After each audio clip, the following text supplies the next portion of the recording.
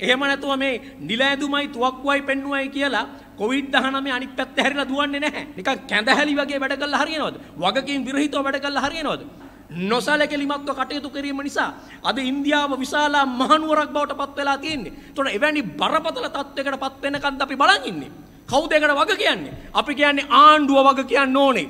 එවැනි ගිලන් රථ සේවයක් නොතිබ්බනම් මිනිස්සු මහපාරේ මැරෙන්නේ. කැට ටික කඩලා ගිහිලා දීලා එකතු කළේ මේ කොවිඩ් අරමුදල. කොහේ කොවිඩ් අරමුදල? දැන් රටට එලි කරන්න ඕනේ කොවිඩ් අරමුදල. කොච්චර ප්‍රමාණයක් එකතු වුණාද මුදල්? එහෙන් දානකොට මෙහෙන් හුවක් ගාලා යනවා. එවැනි තත්වයක් තියෙන්නේ. අපි කියන්නේ වැහි නැති වෙන ගානවා. පැය 24ක් යන්න කලින් අර තරුණෙක් විරෝධය දැක්වුවයි කියලා අන්නේ තරුණයාවත් අඩංගුවට අරගෙන. හැබැයි සංචරණ සීමාවන් පනවන්න බෑ ආණ්ඩුවට.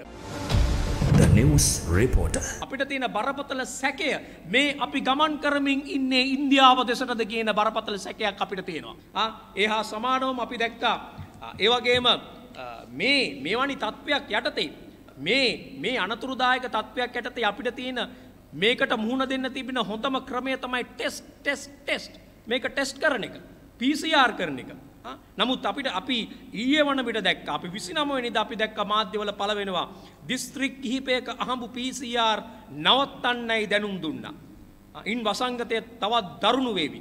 මේ කියන්නේ මහජන සෞඛ්‍ය පරීක්ෂකවරුන්ගේ සංගමය. දිස්ත්‍රික්ක කිහිපයක වෙනදා සිදු කරන ලද අහඹු PCR පරීක්ෂණ වහාම නවත්වන්නේයි දන්වා ඇතැයි මහජන සෞඛ්‍ය පරීක්ෂකවරුන්ගේ සංගමය සඳහන් කරයි.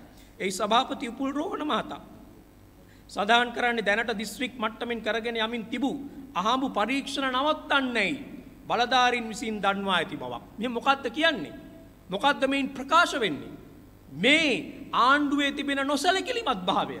මේ මොකද්ද මේ කරන්න යන්නේ? අපි දන්නවා ලෝකේ මේ වන විදියට මේ රෝගයට මුහුණ දීම සඳහා යොදාගෙන තියෙන හොඳම ක්‍රමවේදය මේ රෝගීන් හඳුනා ගැනීම. රෝගීන් හඳුනා ගනිමින් හැකිතාක් ඔවුන් හුදකලා කරලා ඔවුන්ට යම්කිසි විදියකට ප්‍රතිකාර කරන එක. රෝගීන් හඳුනා ගන්න තියෙන හොඳම ක්‍රමවේදය තමයි PCR කරන එක. දැන් මේ PCR කිරීම පිළිබඳව අපි දැක්කා ඊයේ ආරක්ෂක අමාත්‍යාංශයේ ලේකම්වරයා පවා සඳහන් කරනවා අරුම පුදුම කතාවක්. දැන් ලේකම්වරයා කියන්නේ මොකද්ද? අපිට මෙහෙම PCR කරන්න පුළුවන්ද කියලා අහනවා. නිකන් දෙවුන්දර තුඩුවේ ඉඳලා පේදුරු තුඩුවට දක්වා එක දිගට අපිට PCR කරගෙන යන්න බෑ. එහෙන් කරගෙන යනකොට මෙහෙන් හම්බ වෙනවා. එතකොට මේක නතර කරන්නේ කොහෙන්ද? මේක මෙහෙම කරගෙන යන්න පුළුවන්ද? ඔව් එහෙම කරගෙන යන්න ඕනේ. එහෙම නැතුව මේ නිල ඇඳුමයි තුවක්කුවයි පෙන්නුවයි කියලා COVID-19 අනිත් පැත්ත හැරිලා දුවන්නේ නැහැ. මේ වසංගතේ අනිත් පැත්ත හැරිලා දුවන්නේ නැහැ. මේ වෛරසය අනිත් පැත්ත හැරිලා දුවන්නේ නැහැ. ඒක නිකන් බය කරලා මර්ධනය කරන්න පුළුවන් එකක් නෙමෙයි. ඒකට කරන්න වෙන්නේ ඒක හඳුනා ගනිමින් ඒකට එන්නත් ලබා දෙමින්. එතකොට ඒක හඳුනා ගන්න තියෙන PCR. එතකොට PCR නිකන් එහෙම් මෙහෙම් කරලා හරියන්නේ නැහැ. අහඹු පරීක්ෂණ කරනවා නම් ඒක දිගටම කරන්න ඕනේ. ඒ දිස්ත්‍රික්ක මට්ටමින් දිගටම ගෙනියන්න ඕනේ. ඒ නිසා යම් කාලයක් කරලා Tamanට ඕන වුණාම කළා Tamanට ඊට පස්සේ මේකෙන් වැඩක් නැති වුණාට පස්සේ මේක අතහැරලා දාලා වැඩක් නැහැ. ඒක තමයි ආණ්ඩුවේ තියෙන නොහැකියාව. ඒක තමයි පහුගිය කාලේම ආණ්ඩුව පෙන්නපු නොහැකියාව. නොසලකිල්ල, වගකීම් විරහිතභාවය. එතකොට මේ ආරක්ෂක අමාත්‍යාංශ ලේකම්වරයා කියන්නේ මොකද්ද? ඉතින් එහෙමනම් එච්චර අපිට කරන්න බෑ. එහෙම කරන්න බැරි නම් මොකද්ද වෙන්නේ? අපිට වෙන්නේ මැරෙන්න. එහෙම කරන්න බැරි නම් අපිට අන්තිමේදී වෙන්නේ ලෙඩ්ඩු ගොඩ ගැහිලා අන්තිමට ඉන්දියාවක් බවට පත් වෙන්න. මෙහෙම PCR කරන්න බැරි නම් මේක යම් කිසි විදියකට පාලනය කරලා තියෙන රටවල් පවා PCR කරන පරීක්ෂණ ප්‍රමාණය දවසකට 50000ක් 75000ක් ලක්ෂයක් පමණ ප්‍රමාණයක් කරනවා. මේක යම් කිසි විදියකට පාලනය කරලා තියෙන රටවල්. ඒ පාලනය කරලා තියෙන රටවලු දිගින් දිගටම දවස ගානේ ඔවුන්ගේ PCR කරමින් ටෙස්ට් එහෙම කරමින් තමයි මේ රෝගය යම් තාක් දුරකට පාලනය කරලා තියෙන්නේ. එතකොට අපි මොකද්ද කරන්නේ? දැන් මේ බරපතල තත්වයකට ඇවිල්ලා තියෙද්දි මේක තමයි තියෙන බරපතලම තත්වය. මේ මාධ්‍යවල පළ වෙනවා. මහජන සෞඛ්‍ය පරීක්ෂකවරුන්ගේ සංගමය මේ අනතුරු ඇඟවීම කරනවා. මෙහෙම අහඹු පරීක්ෂණ දිස්ත්‍රික්ක මට්ටමින් කරන අහඹු පරීක්ෂණ යම් දිස්ත්‍රික්කවල අඩු කරන්න කිව්වහම ඒකෙන් වෙන්නේ මොකද්ද? මේක ඔහේ පැතිරලා යන්න ඉඩ දෙන එක. ඊට පස්සේ මොකද්ද කරන්නේ? මේ કૃත්‍රිම විදිහට අර බොරුවෙන් මේක වහං කරන්න හදන එක. බොරුවෙන් නිකන් අර සංඛ්‍යාලේඛන වලින් ඉලක්කම් පල්ලෙහාට දාලා අන්තිමේදී මේ ලෙඩ්ඩු නැහැ කියලා පෙන්වන්න හදන විද්‍යාව. දැන් මේ විද්‍යාව තමයි පහුගිය මාස දෙකමාරක කාලේ කළේ. අපි දැක්කනේ මාර්තු අප්‍රේල් වල කළේ. දැන් අප්‍රේල් 8 තමයි සෞඛ්‍ය බලධාරීන් කියන විදියට වෘත්තීය සමිති කියන විදියට මේ අප්‍රේල් 8 තමයි මේ අලුත් ප්‍රභේදය හඳුනාගෙන තියෙන්නේ. මේ බ්‍රිතාන්‍ය ප්‍රභේදය කියන එක මොකක්කෝ අලුත් ප්‍රභේදය හඳුනගෙන තියෙන අප්‍රේල් 8 වෙනිදා. හැබැයි අප්‍රේල් 8 වෙනිදා ඉඳලා අවුරුදු කාලය දක්වා මොකද්ද කළේ? මේ දක්වා මොකද්ද කරලා තියෙන්නේ? ඇයි සංචරණ සීමාවන් පනවන්න බැරි වුනේ? දැන් තමයි ඇවිල්ලා අර කෙහෙලිය රඹුක්කල්ල මහත්තයා වගේ අය කියන්නේ එහෙම කරන්න තිබුණා නම් තමයි හොඳ කියලා. එහෙම කරන්න තිබුණා නම් හොඳ. නිකන් දෙකට දෙවාරෙන් උත්තර දෙන්නේ. මෙහෙම දාණ්ඩුවක්. මෙහෙම දාණ්ඩුවක් කැඳ වගේ නිකන් කැඳහැලි වගේ වැඩ කළා හරියනවද? වගකීම් විරහිතව වැඩ කළා හරියනවද? අර අපි දැක්ක සුදර්ශනී ප්‍රනාන්දු පුල්ලේ මහත්මිය.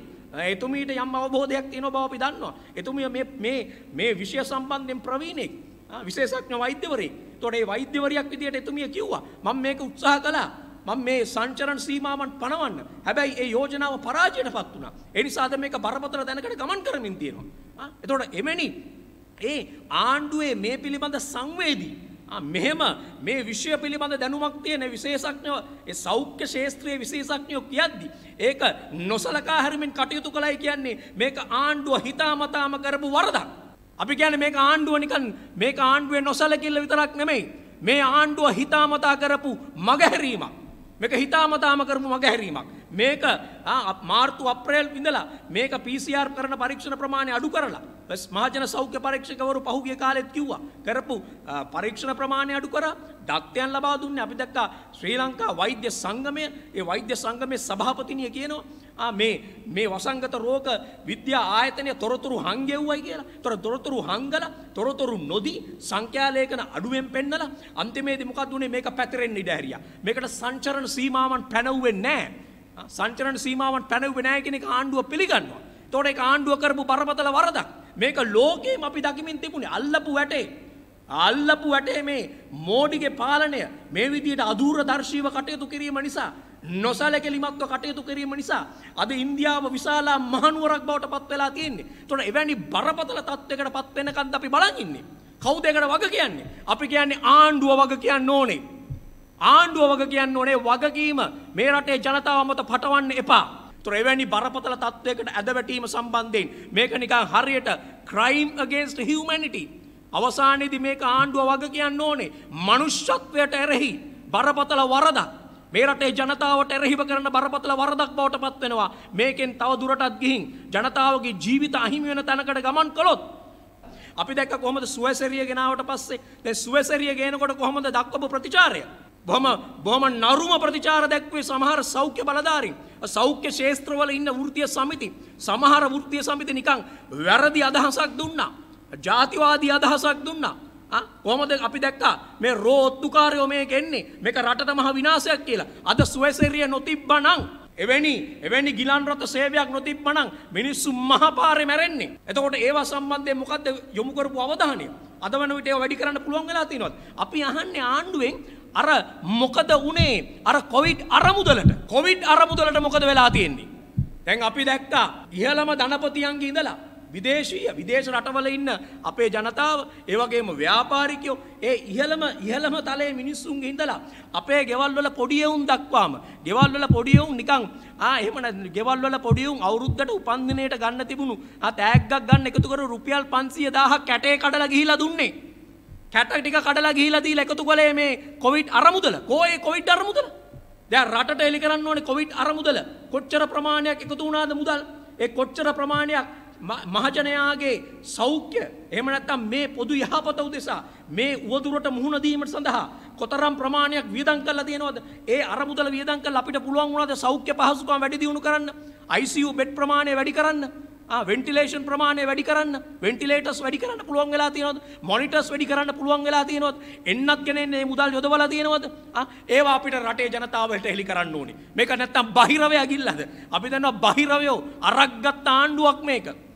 එහෙන් දානකොට මෙහෙන් හුවක් ගාලා යනවා. එවැනි තත්වයක් තියෙන්නේ. එතකොට මොකද්ද වෙලා තියෙන්නේ කියලා මේ රටේ ජනතාව මොකද අපේ පොඩි එවුන්ගෙත් කැටේ කඩලා හොයපු සල්ලි එකතු කරපු සල්ලි හෙන ගහනවා මහත්තුරුනේ. අපි කියන්නේ වැහි නැති හෙන ගහනවා. ඒ විදිය වැඩ කරන්න එපා. මිනිස්සුන්ගේ සල්ලි එක්ක සෙල්ලම් කරන්න එපා. ඒ වගේ මොනවද කරලා තියෙන්නේ කියලා රටට හෙළි කරන්න ඕනේ. මේ පුරසාරන් දොඩපු නායකයෝ ලෝකේම පුරසාරන් දොඩපු නායකයෝ හැම කෙනෙක්ම ෆේල්. ඒ අයට මේ රෝගය පාලනය කරගන්න බැරුව ෆේල් වෙලා තියෙනවා. එහෙම කෙනෙක් තමයි ඉන්දියාවේ මෝඩි. එහෙම කෙනෙක් තමයි බ්‍රසීලයේ බොල්සනාරෝ. අද ලෝකයේ මේ රෝගය මේ තුන්වෙනි රැල්ල බරපතල විදියටම කාවිදිලා තියෙන රටවල් දෙකක් තමයි ඉන්දියාව සහ බ්‍රසීලිය. මේ පාලකයන් දෙදෙනාම එදා ට්‍රම්ප්ගෙන් පටන් අරන් අද ට්‍රම්ප්ගේ සාපෙන් යාන්තම් ඇමරිකාව ගැලවුණා. නමුත් බ්‍රසීලය ඉන්දියාවට ගැලවෙන්න බැරි වෙලා තියෙනවා.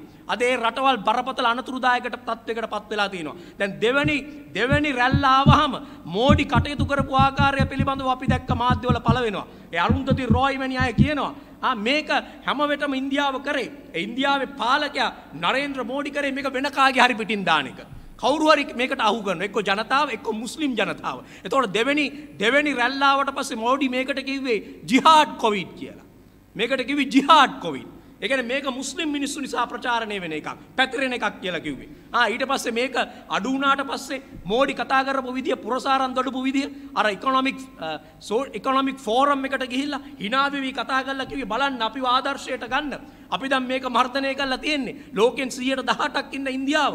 අද ආර්ථිකය දියුණු කරගෙන යටිපතල පහසුකම් දියුණු කරගෙන අපි මේ රෝගය මර්ධනය කළා අපිව ආදර්ශයට ගන්න කියලා පුරසාරම් දෙඩුවයි කිව්වා. එහෙම ගිහිලා අවුරුද්දක් යන්න උනේ නැහැ. අද වන විට ඇති වෙලා තිබෙන තත්ත්වය. ඒකට හේතුව තමයි එන්නත් ලබා දීම ඉන්දියාව ඉතාම දුර්වල තැනක තියෙන්නේ. ඒතකොට ලංකාව ගැන අමුතුවෙන් කියන්න ඕනේ නැහැ. පළවෙනි රැල්ල ඇවිල්ලා ඕගොල්ලන්ට මතක නම් මාධ්‍යමේදීන්ට මතක නම් පහුගිය සිංහල අවුරුද්ද සමරන්න වුණේ නැහැ කියලා කිව්වා. දෙන්නෙක් හම්බු වෙච්ච නිසා අර පඩත්තල මාධ්‍ය මේ ආණ්ඩුවට කත් ඇත්ත පඩත්තල මාධ්‍යක මාධ්‍යවේදියෙක් දැම්මේ මුස්ලිම් ජනතාවගේ පැත්තෙන්. දෙන්නෙක් හම්බු වෙච්ච හින්දා අපිට සිංහල අවුරුද්ද සමරන්න උනේ නැහැ කිව්වා. මෙහෙම ඒක ජාතිවාදයේ පැත්තට ගෙනිච්චා. අන්තිමේදී මොකක්ද අද වෙලා තියෙන්නේ? ඒ නිසා මේ නොහැකියාව මේ නිකන් ඔය මෝඩි වගේ මෝඩි ස්වරූපේ නිකන් ආගමික සලුපිලි ඇඳගෙන අත්නෝමතික ස්වරූපෙන් අධිකාරීවාදී ස්වරූපෙන් ඒ මාධ්‍ය මර්ධනය කරමින් කටයුතු කරන අය මේකෙදි ඊටාම අසාර්ථක අය බවට පත් වෙලා තියෙනවා. ඊටාම අසාර්ථක අය බවට පත් වෙලා තියෙන එක අපි නෙමෙයි. සංචරණ සීමාවන් පමනවන්න ප්‍රමාද වුණාට අපි දැක්ක ඊයේ වන විට පැය 24ක් යන්න කලින් අර චීන ආරක්ෂක ඇමතිවරයා යන පාරදී අර කවුද වාහනයක ඉන්න කෙනෙක් අර තරුණයෙක් විරෝධය දැක්වුවයි කියලා ඒ රත අර හෝන් ගැහුවයි කියලා අන්නේ තරුණයා වත්තඩංගුවට අරගෙන පැය 24ක් යන්න උනේ නැහැ. සමාජ මාධ්‍ය කියලා පැය 24ක් යන්න උනේ නැහැ. හැබැයි සංචරණ සීමාවන් පනවන්න බෑ ආණ්ඩුවට. අපි පොලිස් ප්‍රධානීන්ට අපි කියන ලැජ්ජයි මහත්තයෝ. සංචරණ සීමාවන් පනවන්න බෑ මිනිස්සුන්ට මේ මිනිස්සුන්ගේ ජීවිත ආරක්ෂාවට. හැබැයි අර විරෝධයක් දැක්වුවයි කියලා. අපි දැක්කා ඒ තරුණයා මතු කරපු ප්‍රශ්නේ ඇවිල්ලා ඔහු ආරක්ෂක මේ චීන ආරක්ෂක ඇමතිවරයා යනවා කියලා දැනගෙන නෙමෙයි. ඔහු විරෝධය දක්වන්නේ ආණ්ඩුවට. අපි දැක්ක මේ අපි පත් කරපු ආණ්ඩුව මේ යකෝ මේ ප්‍රභූන් නේද යන්නේ කියලා. එයා හිතාගෙන හිටියේ මේ ආණ්ඩුවේ ප්‍රභූන් යන්නේ කියලා. ඔහු ආණ්ඩුවට විරුද්ධව මේ ප්‍රකාශනය කරන්නේ. ඒ විරෝධය දක්වන්නේ සාමූහික විරෝධය සංවිධානය වෙන්නේ ආණ්ඩුවට විරුද්ධව. ආණ්ඩුව මොකක්ද දැන් කියන්නේ? ආණ්ඩුව කියනවා මේ වියානා සම්මුතියට අනුව මේ ජාත්‍යන්තර සම්මුතියට අනුව අපි බැඳිලා ඉන්නවා මේ රාජ්‍යතාන්ත්‍රිකයන් ආරක්ෂා කරනවා අපිත් දන්නවා. ඒක කළ යුතු දෙයක්. හැබැයි ප්‍රශ්නේ තියෙන්නේ අර කන්න ඕන වුණාම කබරයක් තලොගයා වගේ මේ මොකද්ද මේ කබරයක් තලොගයා වෙනවා වගේ. කන්න ඕන වුණාම කබරයක් තලොගයා වෙනවනේ. ඒ වගේ දැන් වියනා සම්මුති ජාත්‍යන්තර සම්මුති ඔක්කොම දැන් ආණ්ඩුව අකුරටම පිළිපදිනවා. ආණ්ඩුවට විරුද්ධව මොකක් කරි වුණොත් කොහොමද මේ වැඩේ? මොකක් කරේ ආණ්ඩුවට විරුද්ධව එනවා නම් එන්නේ එතකොට අන්න ඔක්කොම සම්මුති ටික ගේනවා. ඒ වියනා සම්මුති, ඒ ජාත්‍යන්තර සම්මුති ඔක්කොම අරගෙන මිනිස්සු මර්ධනය කරන්න ලෑස්ති. හැබැයි මානව හිමිකම් ගැන මොකක් හරි ප්‍රශ්නයක් ඇහුවොත් එහෙම අන්න එතකොට කියනවා යා ජාත්‍යන්තරයට අපි බය නැහැ. ජාත්‍යන්තර නීති ගේන්න එපා අපිට කියලා. අන්න එතකොට ඒ කියන්නේ මේ කන්න ඕන වුණාම කබරයක් තලගොයි වෙන න්‍යාය. ලැජ්ජයිනේ මේ වගේ වැඩ. ඒ වගේම අවසාන වශයෙන් අපි දැක්ක අජිත් නිවාඩ් කප්රාල් මහත්තයා කියනවා අපි දැක්ක මේ පෝට් සිටි මේ ආර්ථික කොමිසම ගැන දැන් මේක ගැන ලොකුවට කතා කරනවා. ඇයි මේ අයට නොතේරෙන්නේ? දැන් මේ ඇමරිකාව ඇවිල්ලා ආයෝජනය කරනවා, ඉන්දියාව ආයෝජනය කරලා තිනවා, යුරෝපා සංගමයේ යුරෝපා රටවල් බටහිර රටවල් ආයෝජනය කරලා තිනවා. එතකොට ඒවා කොලනි නෙමෙයි. දැන් ඒවට කොලනි කියන්නේ නැත්තේ. ඇත්තටම මේ අජිත් නිවාඩ් කප්රාල් මහත්තයාට කියන්න ඕනේ පොඩ්ඩක් ඇවිල්ලා බලන්නකෝ මේ අපේ මේ ඔළුවේ අං එනවද කියලා. එයා හිතාන් ඉන්නවත් දැන් මේ අපිත් එක්ක කොණ්ඩ බැඳපු චීන්නු කියලා. ඒගොල්ලෝ චීන්නු එක ගනුදෙනු කරාට අපිත් කොණ්ඩ බැඳපු චීන්නු කියලා හිතනවත් දන්නේ නැහැ. මේ ආයෝජනද? මේ පෝට් සිටි ඉකොනොමික් කොමිෂන් එක කියන්නේ ආර්ථික කොමිසම කියන්නේ ආයෝජනද? නල්ලමලේ ආයෝජනය. මේක ඇවිල්ලා පනතක් ගෙනල්ලා රටේ නීති වෙනස් කළා. රටේ කම්කරු නීතියට පටහැනිව රටේ මේ ඉඩම් නීතියට පටහැනිව ඊට පස්සේ රටේ ආණ්ඩුක්‍රම ව්‍යවස්ථාව සම්පූර්ණයෙන්ම නොසලකා හරිමින් රටේ පාර්ලිමේන්තුව නොසලකා හරිමින් රටේ රාජ්‍ය මූල්‍ය ක්‍රමය නොසලකා හරිමින් රාජ්‍ය මූල්‍ය රටේ මුදල් බාරව ඉන්න ඒ පාර්ලිමේන්තුව නොසලකා හරිමින් මේක මේ කප්පංකාරයන්ට මේ නිකන් මංකොල්ලකාරයන්ට ජාවාරම්කාරයන්ට මේ කොටසක් කියලා දෙන එක රටේ සම්පත් යොදවලා මතක තියාගන්න මේ රටේ සම්පත් යොදවලා චීනුන්ගේ පස් නෙමෙයි ගෙනාවේ චීනුන්ගේ වැලි නෙමෙයි ගෙනාවේ චීනුන්ගේ කඳු කඩලා ගල් කඳු කඩලා ගල් කොරි කඩලා ඒ ගල් වල නෙමෙයි ගෙනාවේ චීනුන්ගේ සම්පත් නෙමෙයි අපේ සම්පත් යොදවලා හදපු දූපත ඒක අපිට අයිති නෑ සිංගප්පූරුවේ දූපත සිංගප්පූරුවට අයිති මේ අපි යන්නේ පැනමාව යන දිහාවට පැනමාවට උනේ ඕක පැනමාවේ ওই විදිය දූපතක් හදාගෙන ඒක බාර උනේ ප්‍රංශය මුලින්ම හැදුවේ ප්‍රංශය ඊට පස්සේ ප්‍රංශයෙන් පස්සේ මේක ඇමරිකාව ගත්තා ඇමරිකාව අරගෙන මොකද උනේ ඇමරිකාවට මේක ලියලා දුන්නාට පස්සේ මොකද උනේ මුළු පැනමාවම ආක්‍රමණය කළා පැනමාව කොලනියක් බවට පත් කරගත්තා දැන් එවැනි ස්වරූපයක වැඩක් මේ කරන්න යන්නේ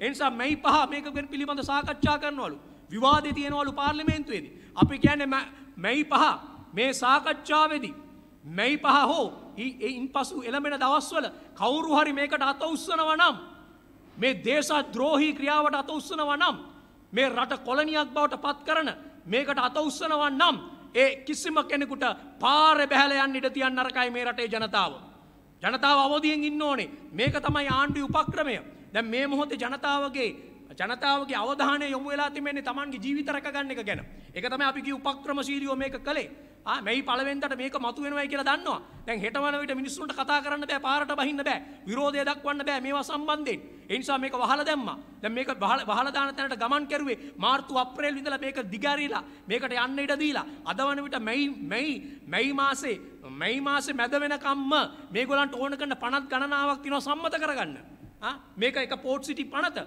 ඊට පස්සේ එනවා අපි දක්වා මේගොල්ලන්ගේ නඩු ටික අයින් කරගැනීමේ යෝජනාවක්. ඕවා සම්මත කරගන්න ඕනේ. ඒවා සම්මත කරගන්න නම් ජනතාව දුර්වල කරන්න ඕනේ. ජනතාවගේ දේශපාලනය යටපත් කරන්න ඕනේ. අන්නේ දේශපාලනය යටපත් කරන වැඩේට තමයි මේ කොවිඩ් ගෙනල්ලා හරස් කරලා තියෙන්නේ. ඒතකොට මේක තාම බරපතල තත්ත්වයක්. ඒ නිසා අපි කියන්නේ මේ රටේ ජනතාවට අපි ඉතාම අමාරු තත්ත්වයක් යටතේ වුවද අපිට මේ රටේ ආරක්ෂාව ජනතාවගේ ආරක්ෂාව රටේ යහපත අනාගතය අපේ ස්වාධිපත්‍ය අපේ නිදහස වෙනුවෙන් අපි නැගී සිටිය යුතු කාලයක් බවට පත් වෙලා තියෙනවා. ඒක රටේ ජනතාවගේ වගකීමක්. මේ රටේ ජනතාවගේ වගකීමක්. අවුරුදු 5ට ආපු කෙනෙකුට බෑ අවුරුදු 100කට මේක ලියලා දෙන්න. අවුරුදු 5කට ආපු කෙනෙකුට බෑ. අපි දැක්ක ගෙවිඳු කුමාරතුංග කියනවා අවුරුදු 5ක ඉන්න කෙනෙක් දැන් අවුරුදු 5කට ආපු කෙනෙක් අවුරුදු 100කට තමයි මේ පනත සම්මත කරගන්න යන්නේ අවුරුදු 5කට ආපු කෙනෙකුට පුළුවන් ද අවුරුදු 100කට පනත් හදන්න පනත් වලට මේ පනත් වලට අනුමැතිය ගන්න පුළුවන් අවුරුදු 5කට ආපු කෙනෙකුට ඒ නිසා ඒකට ඉඩ දෙන්න බෑ ඒ නිසා මේ රටේ ජනතාව අවදියෙන් සිටිය යුතු මොහොතක් මේක බොහොම ස්තුතියි The News Reporter වාරණයෙන් තොර අපක්ෂපාතී වාර්තාකරණය